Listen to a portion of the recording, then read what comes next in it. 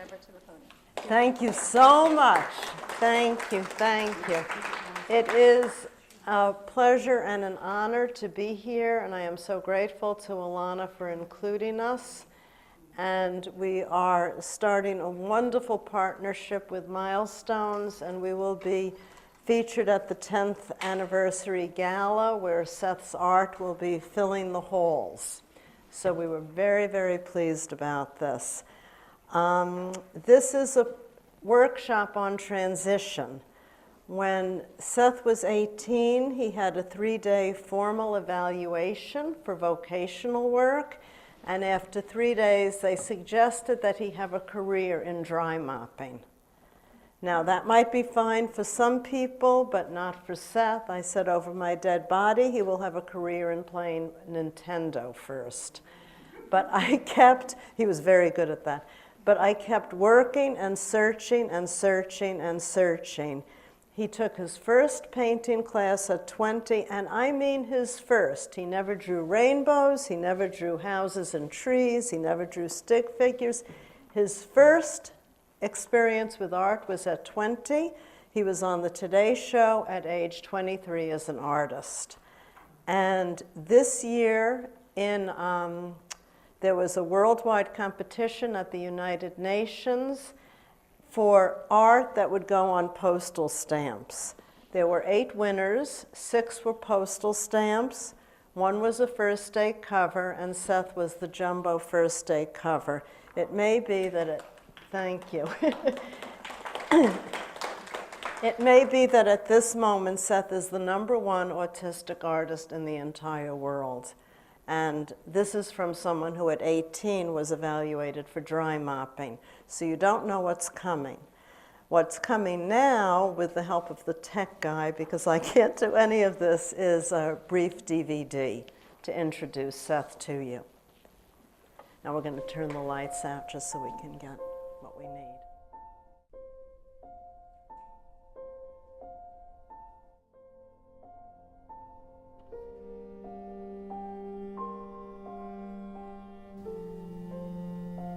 We come to Earth for 2 reasons: to help other people and to perfect our soul.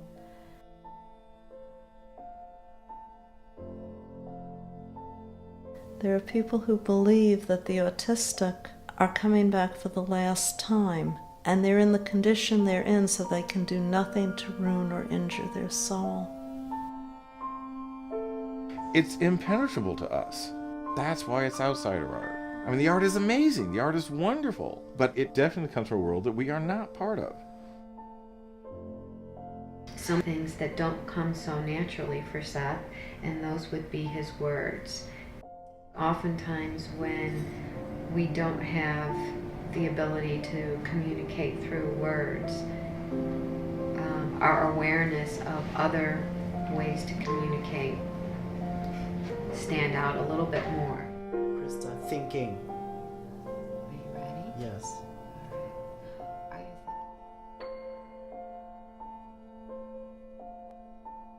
Properly speaking, the word outsider refers to those people who are off there in their own world and not connecting with us. They can't answer the phone. They can't, they won't, they don't.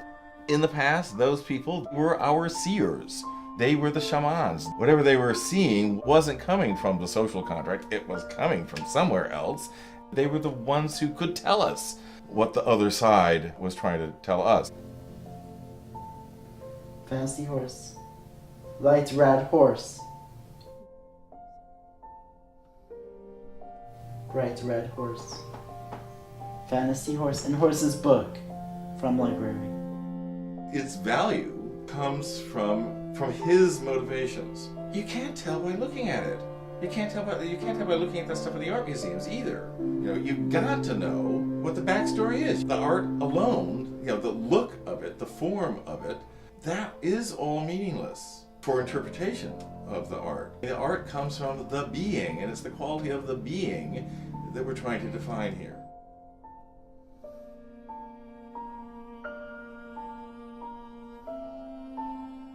If the word outsider is being used, if it means anything, it means disconnected art. art which is off there in its own place, a place that we don't know, we can't imagine. It doesn't simply mean not trained.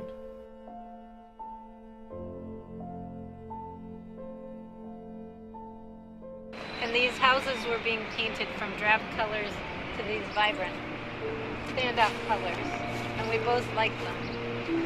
So, we're going out and picking colors for canvas.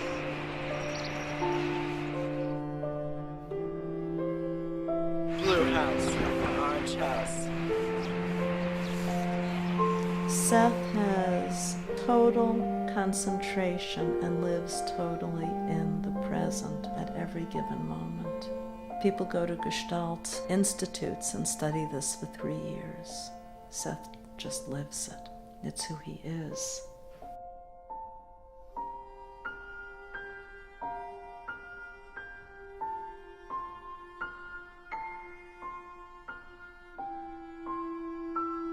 In the world of outsider art or disability studies, that Seth has a home that did not exist before this time.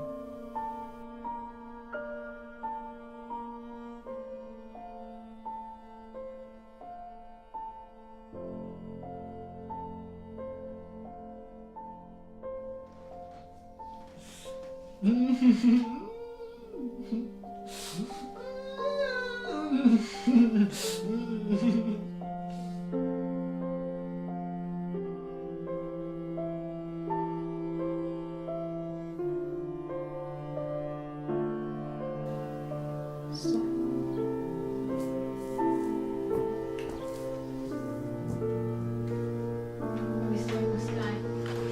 White and blue. Pick them. Is it time to mix them? What blue is that? Evening blue.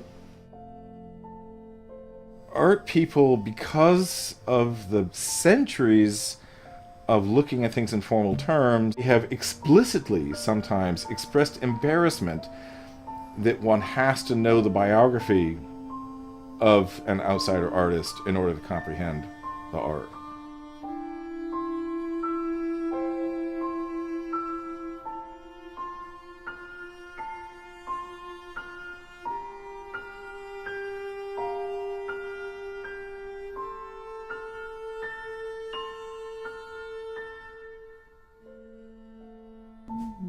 Red. Brown goes to the horse with red details of brown.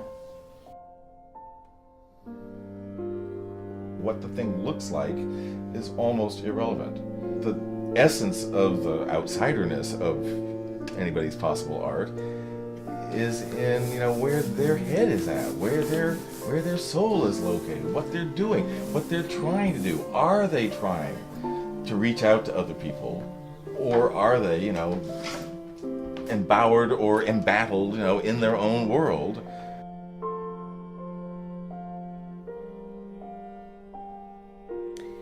Many parents of special needs children have gone on this journey of running around. There's another journey of being still and going inside and contemplating if perhaps this is something wonderful. Not a problem, but something wonderful.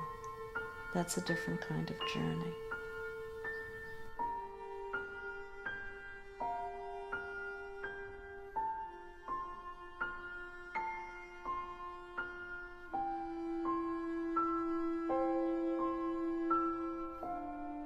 Bye-bye. Goodbye. One time. Goodbye.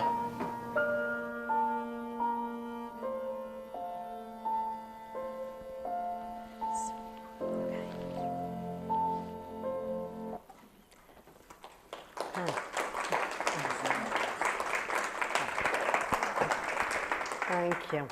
Thank you. That was at the beginning of our journey.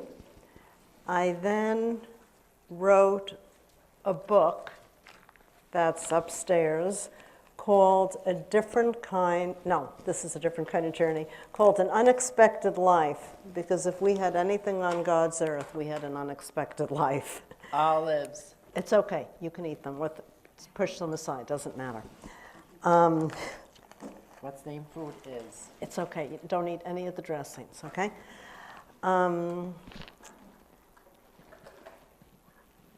I wrote the book about Seth. I could have written the same book about my father.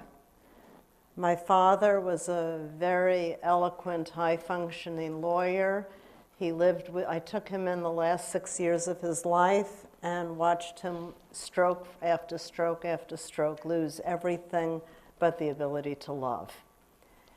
And I found out that when you take a person who is in a dark place, maybe a hopeless place, when you're in hospice, there's not going to be a happy ending. Once you have a diagnosis and you have profound autism, you're not going to be on a debate team the next day. And you bring that person into a place of bliss, and you maintain them in that place of bliss every day.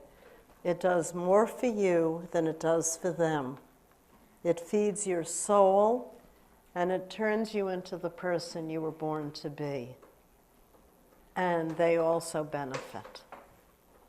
So the question for all of us is, how can we help our child find his bliss? I'm going to say his, though I know, we also have daughters. His bliss, his passion, his talent, his gifts, and how do we make that the center and focus of his life so that every day he feels proud and wonderful about himself. Now, you noticed in the movie, Seth doesn't have a lot of language. I'm not sure he can safely cross the street. But you could see the bliss, you could see the joy, you could see the pride, and you can see what he can do. And if we stop thinking in traditional terms about success, and we stop being in little pigeonholes of what makes a good life, or an important life, or a valuable person, Seth is a contender with anybody. He may not know what an olive is, and he may not know whether or not he can eat it, but he can create art of such incredible beauty. And that doesn't mean that he'll be on a debate team, but it does mean that he is Seth, and I always think he's smarter than I am, more pure than I am, better than I am in every single way. So that's our mission, is to make our child every day feel wonderful about his essence. That's what I try to do. So how do we do this? So I studied Kabbalah for about 5 years very intensively, and my rabbi had a concept called racehorsing. And he said, if you don't know what to do, do everything. Just start every single project that comes at you, like you would get a stable of horses. You feed them all, you train them all. Whoever wins a little more, you put a little more energy into that one. And one who never wins, you put a little less energy into that one. Don't decide in advance what will work and won't work. Just try. Start and try. So that's what we did. I also feel never give up. Absolutely never give up. Seth discovered his passion at 20.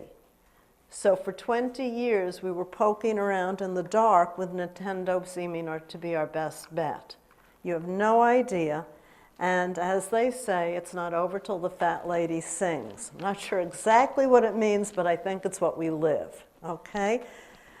I grew up on Star Trek, going where no man has gone before. I promise you that every day in my life, I go where I have not gone before. I knew nothing about this. I know nothing about art, nothing about autism, nothing about PR, nothing about marketing. You should have seen us last night for 3 hours working on the PowerPoint if the tech guy hadn't, I mean, in every single day, I am where I don't know what I'm doing. But I figure it's me or Seth. Neither of us know what we're doing. I'm the better bet, so we go forward. That's it. What am I going to say? Sorry, kid, I don't know how to do it? No. I think Seth is an icon of hope.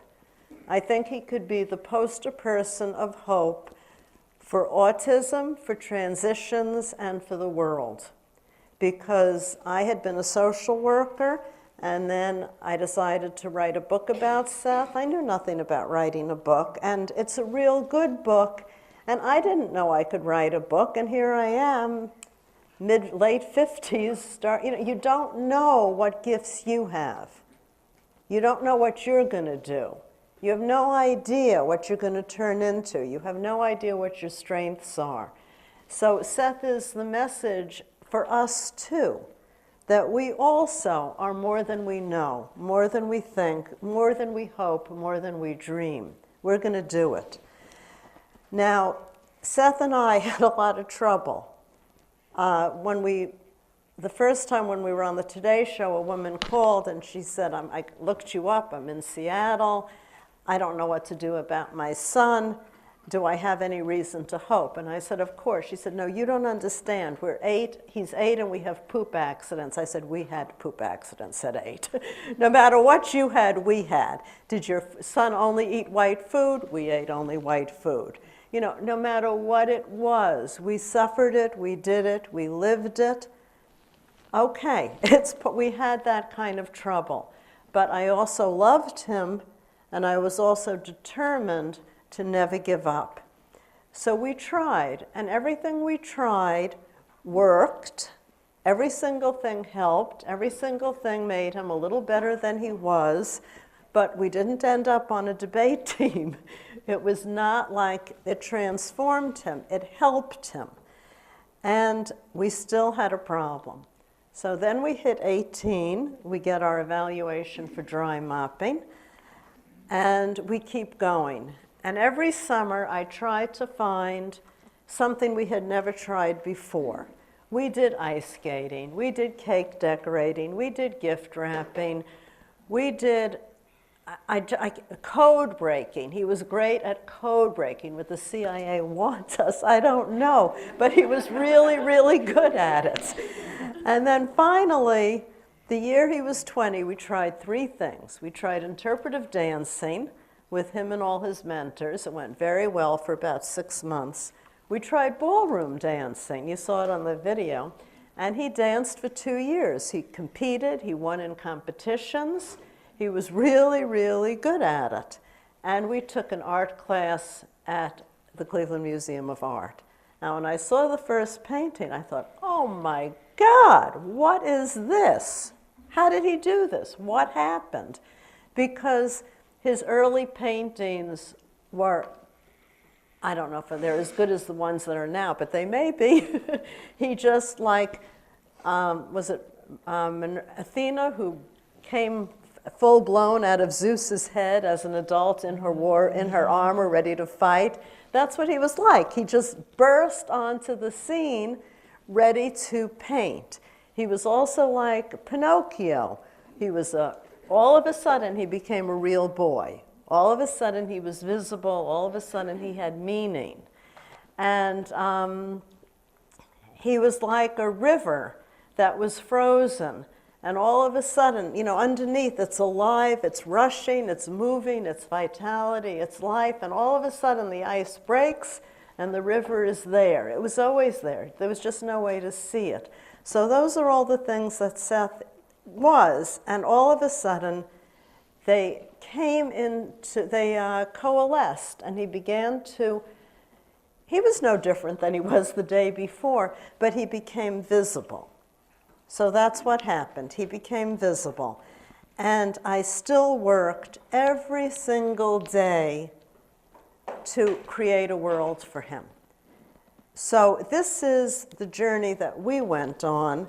And as my friend says, God willing and the creek don't rise, I'll be able to make the PowerPoint go. So Seth's, you think it's funny. Seth's first international opening was in Galapagos. Now, I knew a young artist, and he said, all we want to do, all the artists, is have a show in Canada so we can say we're international. So there Seth was in the Galapagos Islands with his own solo exhibition. He said I could point anyway. He's right, okay. Here he is at that exhibition wearing a t-shirt with his art on it. That's what makes him feel good, to have his own art like he's wearing right now on a t-shirt. This is groupers. Seth is capable of very, very realistic paintings. This is the whale shark. Now, we didn't know, when I tell you I know nothing, I meant I know nothing. So we saw a photograph, Seth painted it, and somebody said intellectual property. I said, oh no. When I say oh no or oh my God, I'm cleaning it up, let me tell you. But so we wrote to the guy who took the photograph. His name was Jonathan Green. He lived in Ecuador, and said, can we, Seth already painted from your photo. Is that okay? He said, absolutely, I'll send you more photos. He sends us the whale shark, and the whale shark has a diver about this big in it because they're about 40 feet. And Jonathan Green says, I was diving with this whale shark. So Seth writes back, Jonathan Green will not dive with whale sharks ever again. No biting the body parts. So Jonathan wrote back and said, actually, they're very, very gentle. Just don't get in front where they can bump you because they can't see you. This is Seth in Galapagos.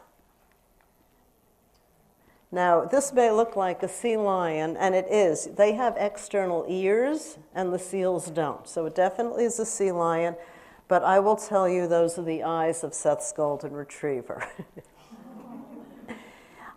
We've had trouble getting started in America. In Galapagos, they treated him like a rock star.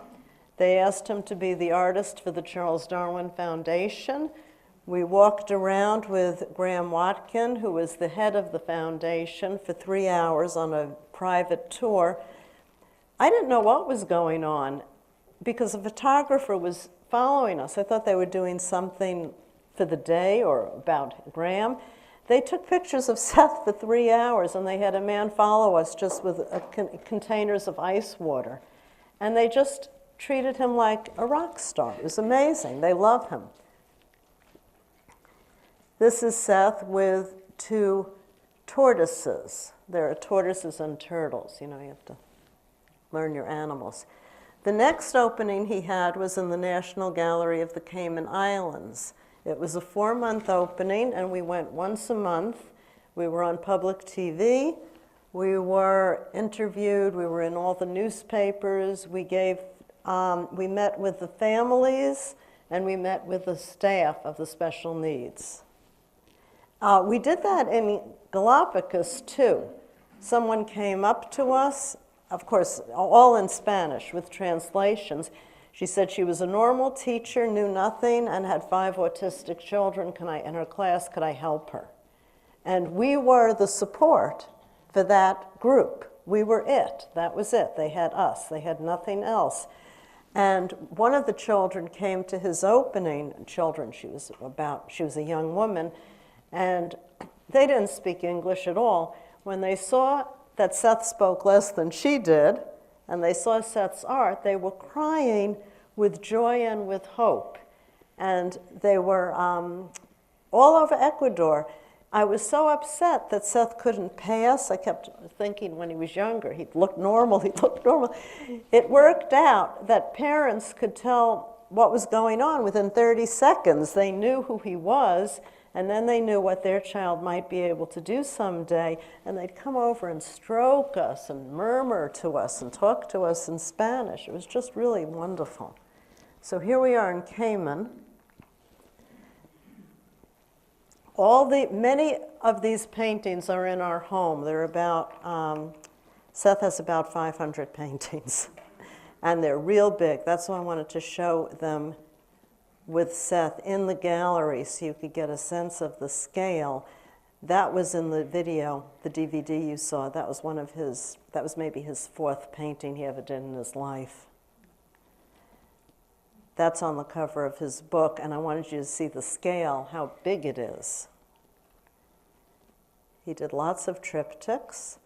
These are the blue-footed boobies. Are they sweet?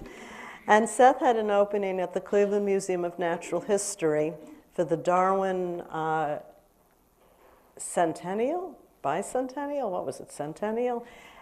Darwin and Lincoln were born on the exact same day, the exact same year, so they each had their 100-year anniversary. And they put this painting up, and in front of it, they had a basket with rubber booby feet, so all the kids could put on booby feet and dance.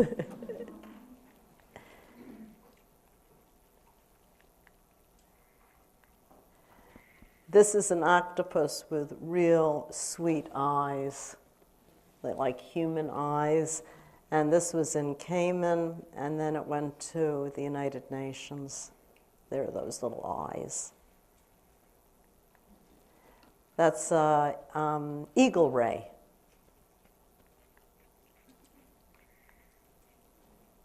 This is just to show he paints real big. Birds. This was all the staff from Cayman. They just loved him. They wrote articles about him. And he was in several magazines. Here we are in Curacao. He does very well outside of America.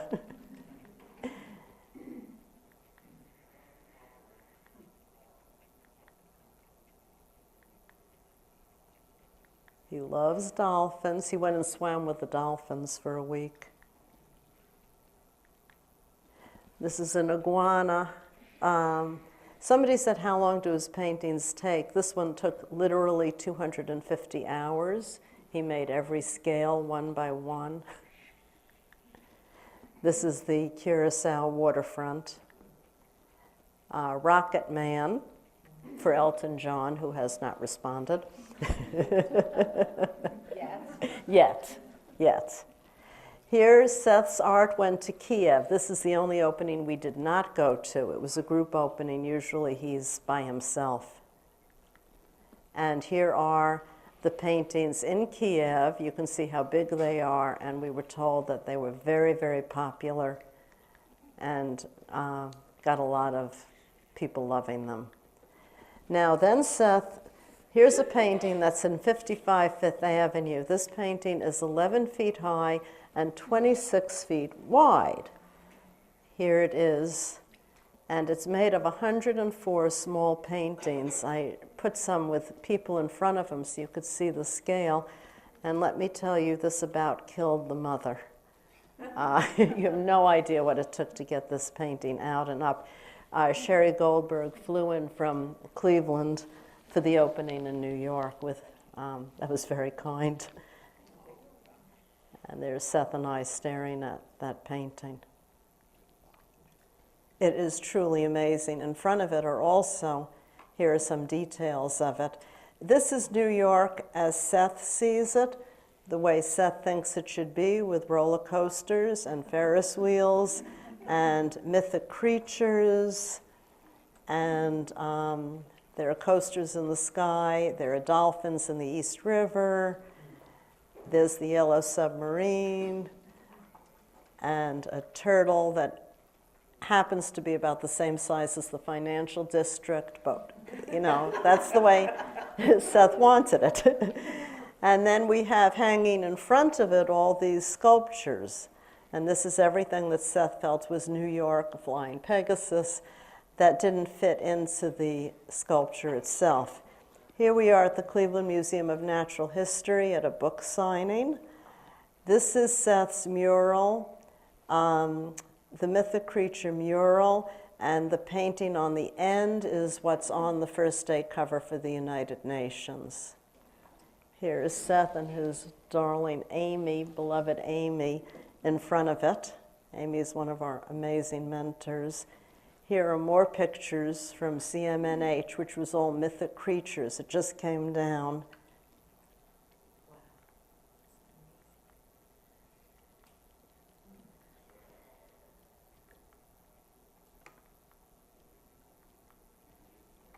Now, when Seth won the United Nations Award, the first day there was an exhibition for the winners, and the octopus went.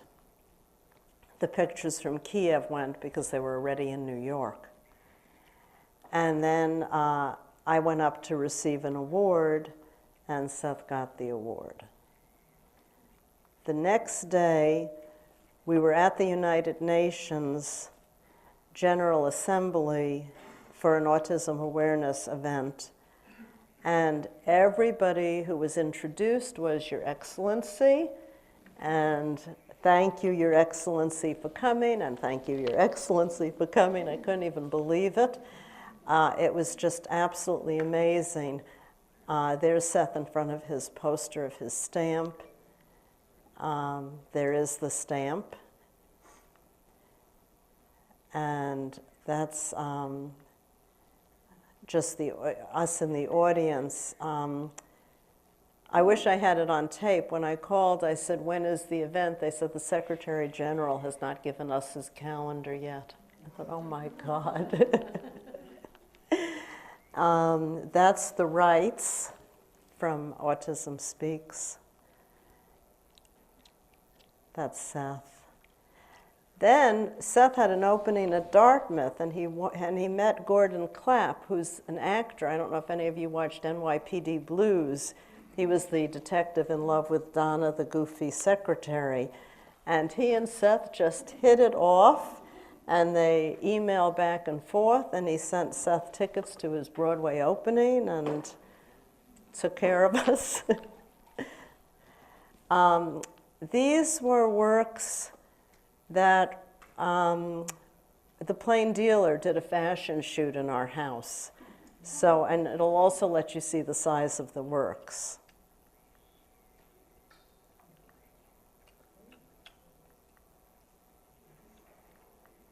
And now here are just some of the iconoclastic paintings. I don't know how much time we have.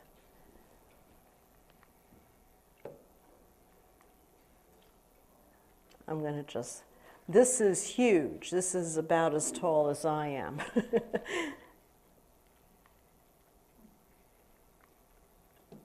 All of these are real big paintings.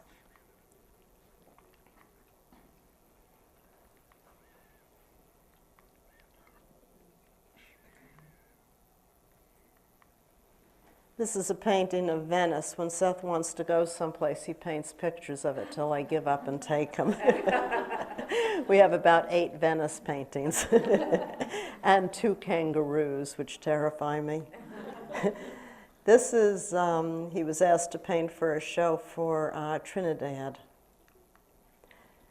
He has a lot of abstract oils. These are small paintings, and they're so thick, it's like he sculpts with the paint. They're like robin's eggs. Watercolors. This is the benefits of OCD. These are pencil scratches, and there are months of them. Little turtle. Self-studies. These are his architectural studies of New York. These are real buildings with fantasy clouds. Seth was on the cover of several books. This was his first one. I think 4 now. This was the second. This was pretty recent. And this is his own. This is he did this for Cleveland Chamber Fest, which is opening next Thursday. That's the new chamber series that's coming to Cleveland. And that is it. Now,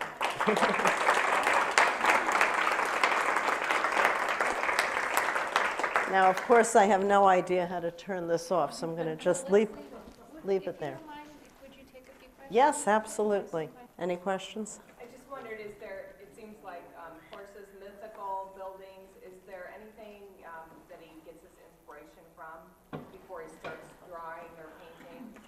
Okay, you're asking, is there anything Seth gets his inspiration from? Okay, I could give you a more mystical answer, and I think I will, okay? I believe that the mythic animals is where Seth goes at night. I believe that he actually dreams and sees these things, and that what he's doing is painting the world as he knows it. Okay. Because I don't know where they could come from. I can't even imagine, and he's so certain of them that I think that's where he lives. He's not verbal enough to confirm that, but that is my belief. He likes architecture, and that's where the buildings come from. The mythic creatures, I think he sees them. Is this all, like you said, the one was a picture that he drew, that he painted from? Oh, Is if there he's, something that he's painting from? No. Or is it just, the question is, are there references? Is Seth painting from a reference? If it actually, because of the scientific nature of the Darwin Center, we did use reference material for that so that the animals would, so what he might do is look at 5 blue-footed boobies, but he also was in Galapagos and with the blue-footed boobies and has like their energy inside him and images inside him. And he might work from those images like he did with the whale and like he did with the blue-footed boobies. But there are other things that have no images at all and no references at all, and that would be all the mythic creatures and all the horses. There were no horses. I'm amazed, I just can't, I'm sure you hear it all the time. Thank you. I'm amazed myself. I am amazed.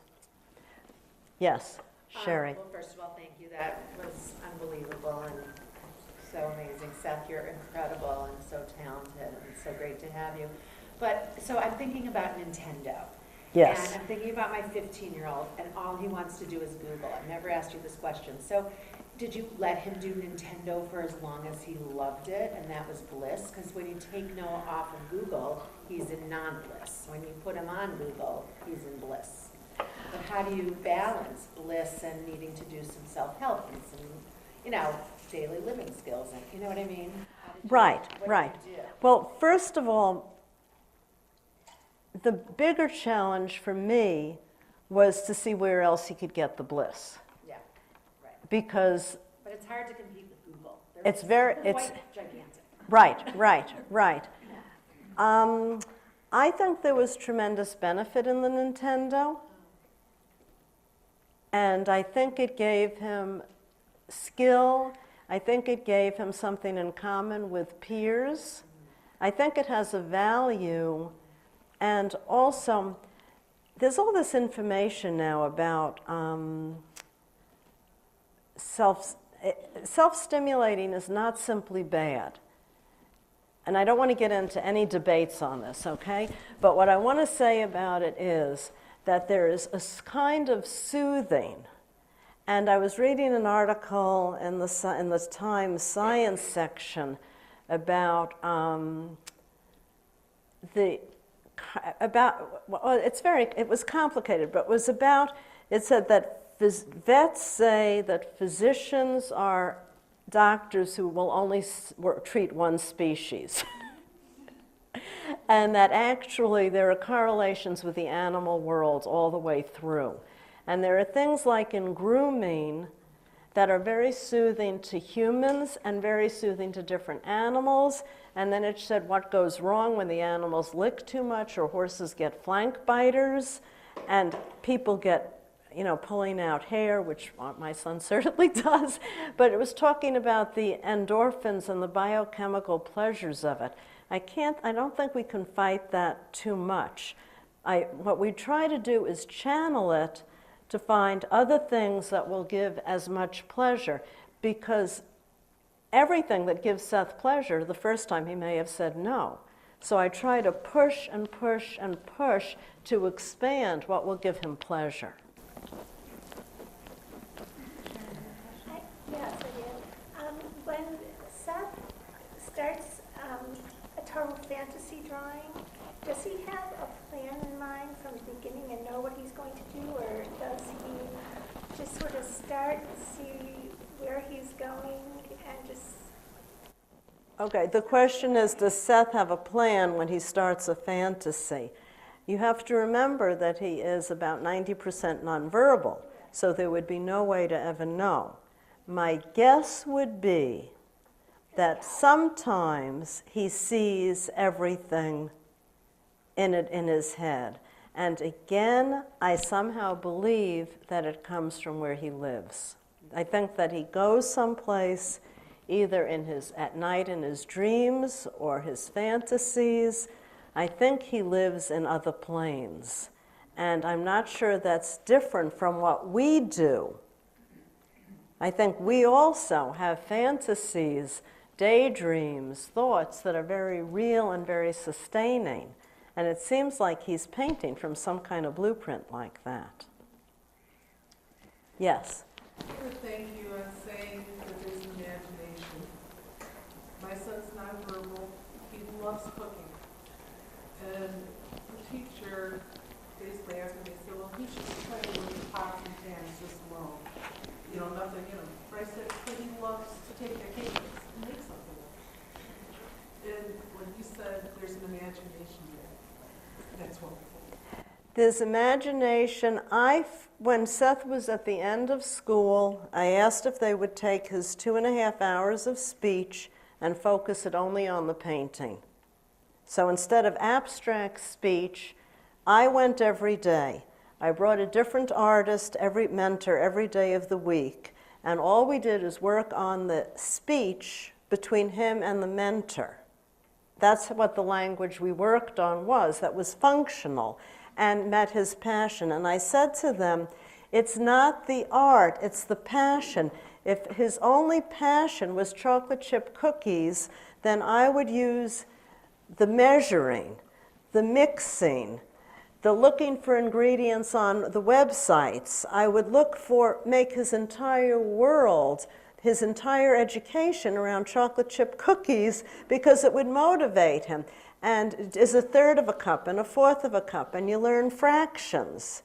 And you learn time, and time has meaning because you have to take them out before they burn, and then you deliver them to people in the building. So you have to be social. You have to say, hi, my name is, and here, would you like some cookies? You know, I would go with you with getting the cooking. Yes?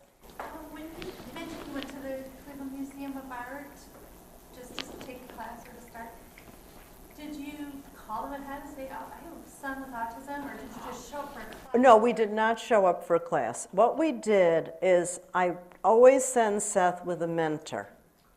No matter where he goes, I send him with a mentor. I do not leave him to, and you know, other people may have, you know, children who are much more independent. But for us, I would never let him fend for himself, and I would never let the staff think that they would know what he needs or does. So that's someone like Amy would go with him even today, any place he goes. We don't, I would never just send him cold.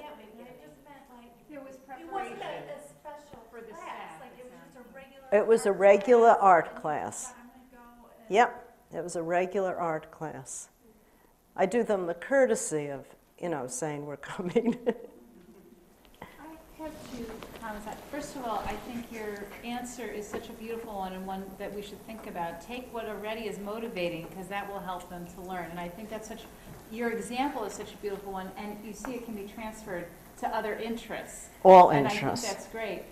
Yes, and I wanted to make another comment. Your use of the term mentor is such a lovely thought, because we're always talking about sending our kids with teachers and with aides, and it's such a more grown-up way of viewing it also, because I think it's a different kind of relationship at a certain age, and I think that's such a wonderful message that you give in terms of their relationship and how you view it and what you're asking Amy to do, and I mean, it just opens up worlds, so I want to thank you for that too. Absolutely. And my third one is really a question, which is, you know, with the mythical characters and other things, between the two of you, is there a lot of reading going on? Is a lot? I mean, it sounds like you expose him to so many things. You take Seth, you know, to all the arts, and I know the orchestra and the museum Yes, and all of those yes. things. And so, are you exposing him to literature? Is this something he reads on his own? Is it something you read? And Okay. has that played into any of it? Okay, Seth has no interest in ever reading, like he would never read a book. But Seth reads roller coaster websites. And if anybody in this audience could name any country, and he will tell you every coaster in that country. And what happened was, and he reads all the news. So what happened was, somebody announced they were making a coaster named Griffin. Seth immediately looked that up because he looks up everything on the web. So he looks up Griffin, half eagle, half lion, and starts painting griffins, only because there's a coaster by that name. So because he did all the reading on the coaster, now he's doing griffins. Then somebody said, you know, you're doing griffins, do you want to do Pegasus? So he started doing Pegasus, but he would never have started anything from a book. It was from the coasters. And they, thank God, have many, many different names. So he can find many, many areas of interest, but it's always driven by the coaster sites. Yeah. Yes. When he was younger and in elementary school, whatnot, did you see any inkling of the art? Zero. When he was younger, he never made a rainbow. He never made a house. He never made a tree. He never made a stick figure. He had it was zero. That's why I say never give up. That's why I say it's not over till the fat lady sings. It's not over because there was no precedent for it. It didn't slowly build. It came like Athena, full grown out of Zeus when he was 20. There was no precedent for it at all. And it was clearly always in him. Yes? I wanted to congratulate you on all your achievements because they're really, really Thank wonderful. you. And for your wonderful example of being a parent that is very caring, giving, supportive, and all. And I wanted to ask for other people who also need that kind of support, where do you find people like Amy to be mentors when you cannot be there? Well, I searched, that's a lot of what my book is about, because this has been a journey I have gone on since the day that Seth got a diagnosis. I loved Seth. Other people loved Seth. I used to call it fresh blood. When someone would come in fresh and ready to go, and Krista, who was in the video, she was a riot. She called me up and she said, I was reading about autism all day. Is the job still open? Seth was 2. How did she know the job was still going to be open when he was 29? You know, she came 3 days a week, 4 hours a day, the entire time she was in college, the entire time that she was getting her master's, the entire time that she was working as a speech therapist. He was the ring bearer at her wedding. There are pictures of him on the dais with his can of SpaghettiOs because that was all he ate, and the chef took it away and microwaved it at the right moment. And then she came back at 18 to be came out of, she had a baby and then came back when he was 18 to do him again. So we adore our mentors. We just adore them. We cherish them. Fruit is? What, orange? Orange. We cherish them, we love them, and what we did, we put signs up at every college, in every department. Speech, social work, psychology, music therapy, art therapy, just looking for an emotional match, looking for someone who matched with Seth. And then we let them do whatever they wanted. If they loved to bake, all they did was bake. If they loved to gift wrap, all they did was gift wrap. So we said to them, what do you want to do? What'll make you happy? And let them do, so one guy, he was an athlete, so they would, he took Seth to this class and they would do trampoline together, then go to his apartment and play Scrabble, where Seth can beat anyone. So, you know, we made it very happy for the mentors and really cherish them, and they know that. Yeah, yes? Did you ever do ABA or any of the more structured programs with Seth? Well, we were of the eclectic variety, so we tried, I would say we tried everything. We tried everything. And we didn't have a home base. It just didn't work out that way for us. I don't think there's one, you know, I would never recommend the specifics of what we did. What I'd recommend is the heart of what we did. The heart of cherishing him, cherishing his passions. Two people said things about the book that really surprised me, but made me weep. One was, a woman said, "This is the best love story I ever read." And I was just so moved by that, because I really do love Seth in exactly as he is, you know? And the other was, this woman came up to me, she said, "I'm 87, nothing surprises me anymore." She said, "I'm a teacher." She said, "With your book, I could have changed the world." Because what I was saying was accept him, follow him, see what he has to teach me, see what I can learn from him, and he leads, I follow. And if you don't think that I broke through my deodorant on that PowerPoint, because we didn't have a Mac, and we had a Mac, and we had to go to the Apple store, and then then the Radio Shack, and then, you know, it was just nuts. And even when I got here, the tech guy said, I said, "Are you going to stay?" He said, "No, I'm leaving." 10 minutes later, he said, "I think I'm staying." You know? He said, "I can't leave." I said, "No, you can't leave. I can't change the channels. Are you nuts?" You know? So I just keep doing everything that has to be done, because he can't do it. And just that because I don't know what to do doesn't excuse me, because one of us has to do it. So it's going to be me. And then, of course, somebody said to me, "Get a 20-something." And I said to Harris, "What's a 20-something?" He said, "Me."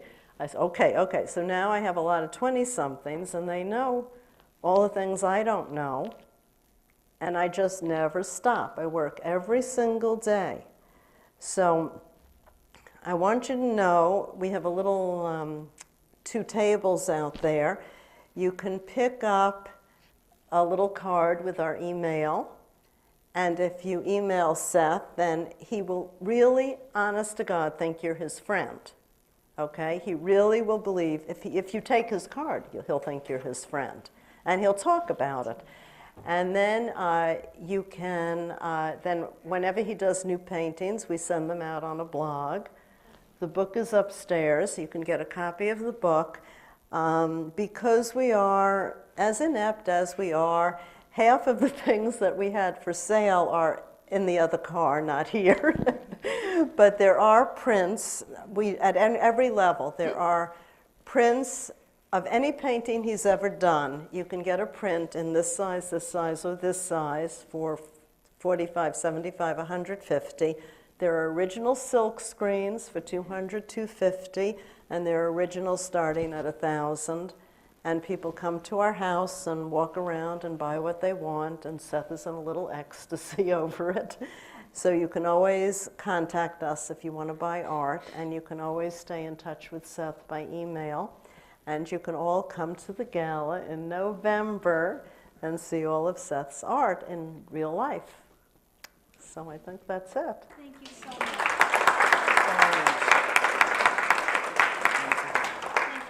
My pleasure. Appreciate you sharing your story. Thank you. Really, Thank you for having us. Oh, and we have a little questionnaire, because we're trying to get better at this. And if you want to put your email down, then we will get you on Seth's list. And if you spoke, please say if we can use, since everything was filmed, say if we can use you for publicity purposes or not. So if you just say, "Don't use me, here I am, this is my question," or "use me no matter what I said," But if you don't want to be used, say what your question was, and we'll edit you out, okay? That would. Thank you. Fantastic. Thank you so much. Whoa. As soon as I get this off me.